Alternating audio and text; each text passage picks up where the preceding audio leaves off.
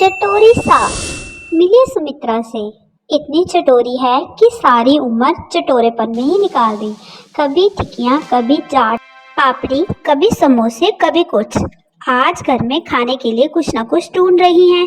Kitchen में जाती हैं। अरे बाप रे बाप, टिक्की खाने का इतना मन कर रहा है, पर आलस भी तो इतना आ रहा है, कैसे बनाऊं? चलो पड़ोसियों के यहाँ ही चल पड़ती हूँ।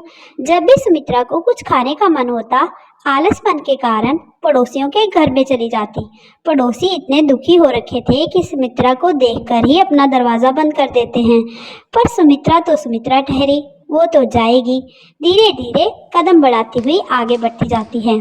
आज तो मैं रज्जो के घर जाती हूँ, वो बहुत अच्छी टिकियाँ बनाती हैं। चलो भाई रज्जो रानी, आ रही हूँ मैं। जब वो रज्जो के घर पे जाती है, रज्जो दूर से ही देख लेती है। हे भगवान, ये चटोरी यहाँ क्या कर रही है? अब तो मुझे कोई स्पार्श देगी और मुझसे कुछ बनाएगी। आज मैं कुछ नहीं बनाऊंगी। और सुमित्रा बहन कैसी हो? रज्जो ने पूछा। मैं तो ठीक हूँ रज्जो, आज मुझे तेरे हाथ की टिक्कियाँ खाने का मन हो रहा है। जल्दी से घर चल और मुझे टिक्कियाँ बना के खिला दे। मेरी बहन है ना तू?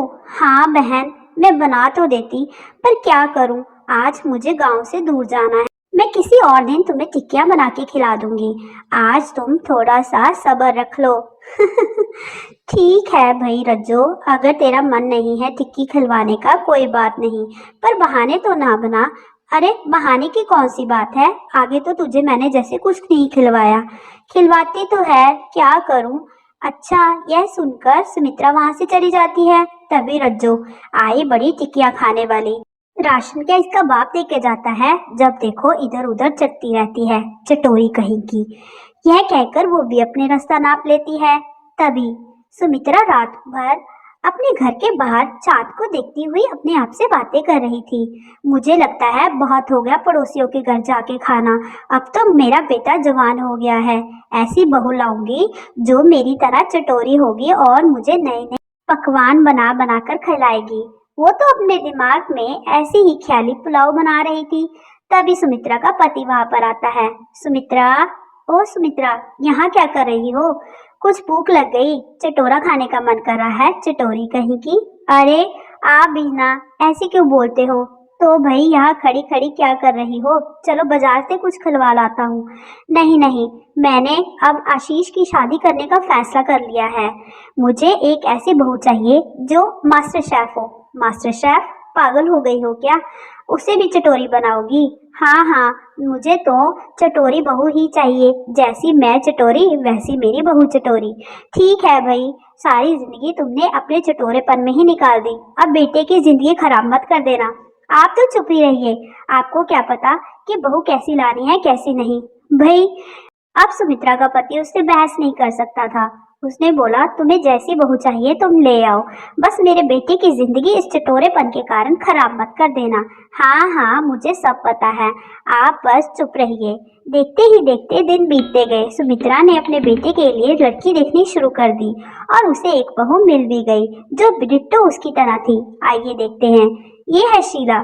शीला, बेटी शीला, आज घर में पहली रसोई है, जा कुछ चटपटा बना दे। माँ जी, चटपटा?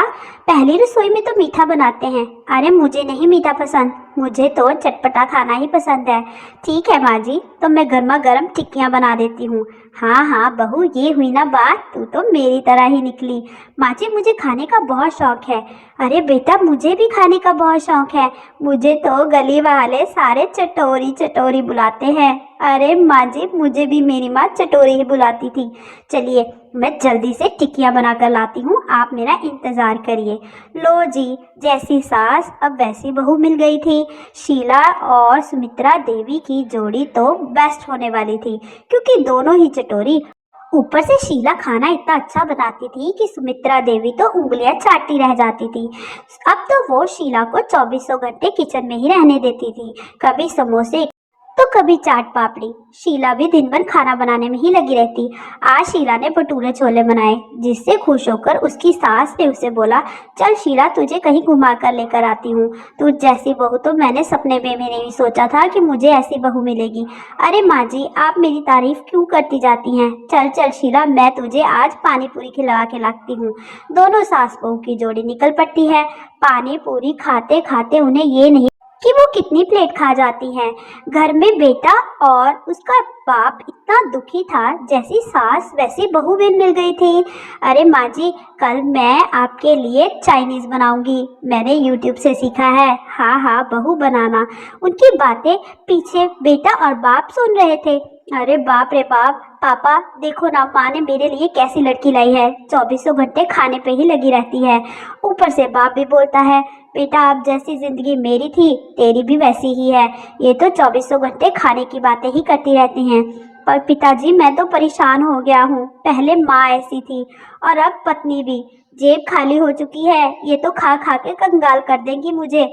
मुझे अब बर्दाश्त नहीं होता। बेटा बर्दाश्त तो करना पड़ेगा। जैसे मैंने अपनी सारी जिंदगी तेरी माँ के साथ निभाई है, उसके चटोरेपन को पूरा करते करते अब तेरी बारी है। इनको खाने पीने की बातें करते रहने दे। चल किचन में हम कुछ अपने लिए बना लेते हैं। बेचारे कर भी क्या सकते थे। सास बहू की जोड़ी तो रोज ही निकल पड़ती थी चटोरेपन के कारण। कभी कुछ खाना तो कभी कुछ खाना। बहू, आज तो मैं पिज्ज़ा खाऊंगी, बहुत हो गया टिक्किया समोसे खाना। हाँ जी माँ जी, मैं भी आज टाको खाऊंगी। अरे ये टाको क्या होता है? अरे माँ जी, मैं ऑर्डर करती हूँ, आप भी खाना, बहुत अच्छा होता है। ठीक है बहू, साथ में बर्गर भी मंगवा ले और कोल्ड ड्रिंक भी। सास बहू दिन भर चढ़ती रहती, इतना चढ़ती कि अब उनका पेट खराब होने लगा था। शीला जोर जोर से रो रही थी और सुमित्रा भी रो रही थी। अरे बचाओ रे बाबा, ये कैसा पेट दर्द शुरू हो गया? ए मोरी मैया, मुझे बचा लो। मोरी मैया, मेरा पेट दर्द हो रहा है, हमें हॉस्पिटल लेकर चलो। इतने में बेटा और उसका बाप वहां पर आ जाता है। क्या हो गया? क्या हो गया शीला बहू, क्या हो गया? पापा जी, मेरे पेट में गुड़गुड़ हो रही है, बहुत दर्द हो रहा है, हमें डॉक्टर के पास ले चलिए। और खाओ टिक्कियाँ समोसे। क्या हो गया? कल तो नए नए पिज्ज़ा और बर्गर खाकर आई थी, अब और खा लो। कोई डॉक्टर के पास नहीं जाएगा। हमें माफ़ कर दो, हमें माफ़ कर दो, हमें माफ़ कर दो, हमें डॉक्टर के पास लेकर चलो। बहू, आपसे हम प्रॉमिस करते हैं कि हम बाहर का नहीं खाएंगे, घर का ही खाएंगे। सास और बहू ने अपने कान पकड़ लिए। बाहर का खाना इतना नहीं खाना। हमने चटोरेपन के कारण अपनी सेहत के साथ खिलवाड़ कर ली बहू। अब हम बाहर का कभी नहीं खाएंगे। जी माँ जी, अब हम बाहर का कभी नहीं खाएंगे। सास और बहू अपने पतियों की मिन्नतें करने लगी। तभी उन्हें हॉस्पिटल ले जाया गया। डॉक्टर ने उनके पेट में इन्फेक्शन बताई और फूड पॉइजनिंग, ज़्यादा खाने के कारण उनके पेट में गड़बड़ हो गई थी। जब दोनों ठीक होकर घर आती हैं, तब सुमित्रा के पति उसे समझाते हैं कि खाओ, मैं खाने से मना नहीं करता, पर देख कर खाओ, इतना चटोरापन हमारी सेहत के लिए ठीक नहीं है। सास और बहू ने दोनों ने अपनी गलती मान ली और दोनों को यही समझाया गया कि अच्छे तरीके से खाओ ताकि हमारा पेट भी अच्छा बना रहे। तो दोस्तों, आपको ये कहानी कैसी लगी कमेंट करें और चैनल को सब्सक्राइब भी करें। धन्यवाद दोस्तों।